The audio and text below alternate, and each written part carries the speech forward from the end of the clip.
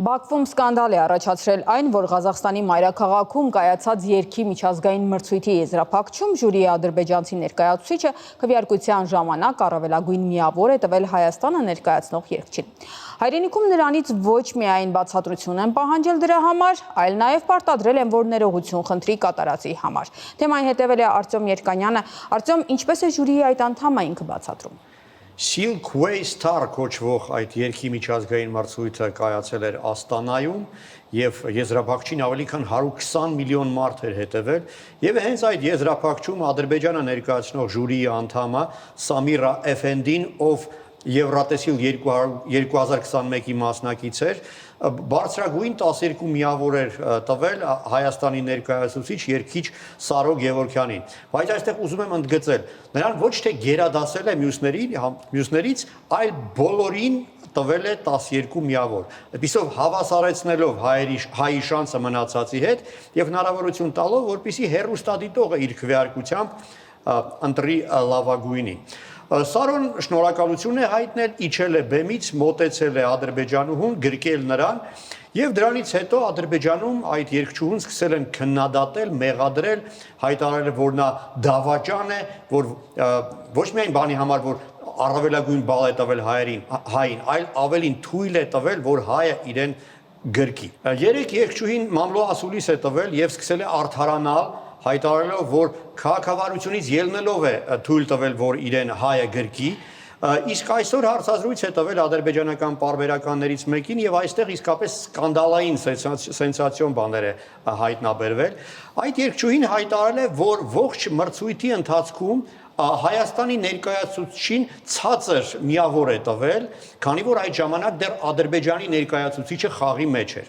Իսկ երբ արդեն պարզ դարձավ, որ Ադրբեջանի ներկայացուցիչը եզրափակիչ դուրս չի գալիս, արդեն իմաստ չուներ հային ցածր բալ նշանակել եւ ուստի բոլորին էլ հավասար բարձր բալ է նշանակել։ Այսպիսով Ադրբեջանի ներկայացուցիչը խոստովանում է, որ նպատակաուղղված հային ցածր միավոր էր դնում, որպեսզի իր հայրենակիցը ավելի բարձր շանսեր ունենա։ Դա հակասում է բոլոր նորմերին եւ կարծում եմ մրցույթի կազմակերպիչները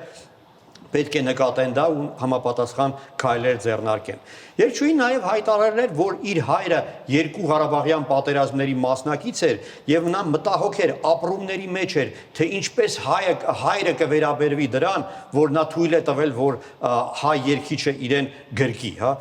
բարեբախտաբար իր համար հայրը նրան չի քննադատել, բայց ինչն է հետաքրքիր, թեև համարում է, որ ոչ մի վատ բան չի արել, երգչուհին հայտարարել է, որ պատրաստ է ներողություն խնդրել բոլոր շահիդների ծնողներից եւ հարազատներից։ Միաժամանակ երգչուհին ասում է, որ պաշտպանում է իր երկրի նախագահի վարած խաղաղ քաղաքականությունը, դա այստեղ հարցը առաջանում, հա, եթե այդ քաղաքականությունը իսկապես խաղաղ է, ապա ինչի համար է ներողություն խնդրում երգչուհին։ Արտյոմ, ինչպես է Հայաստանի ներկայացուցիչը քվեարկել ադրբեջանցի երգչի ելույթից հետո։ Հայաստանը ներկայացնող ժյուրիի անդամ Վրեժ Կիրակոսյանը մրցույթի ընթացքում մի քանի անգամ Ադրբեջանի ներկայացուցիչ երգչուհուն բարձր միավոր է նշանակել, ավելի բարձր քան մյուսներին եւ կարծում եմ ոչ մեկ Հայաստանում նրան դրա համար չի դատապարտում, եթե լավ է կատարել, ուրեմն բարձր է նշանակել, հա, անգամ ես համենայն դեպս սոցցանցերում որևէ բացասական գնահատական դրան չեմ նկատել, բայց պարզապես Ադրբեջանուհին չի անցել եզրափակիչ, դրա համար չի նկատվել, այսինքն առիթ չի եղել գնահատել նրան եզրափակչում։ Արտյոմ, եթե չեմ սխալվում, այս ադրբեջանցի երգչուհու հետ կապված այլ սկանդալներ եւս եղել են, ինչ այս։ Այո, Սամիրա Էֆենդին սկանդալի կենտրոնում էր հայտնվել նաեւ 21 թվականին, երբ Եվրատեսիլ երգի մրցույթում էր Ադրբեջանը ներկայացնում, այդ ժամանակ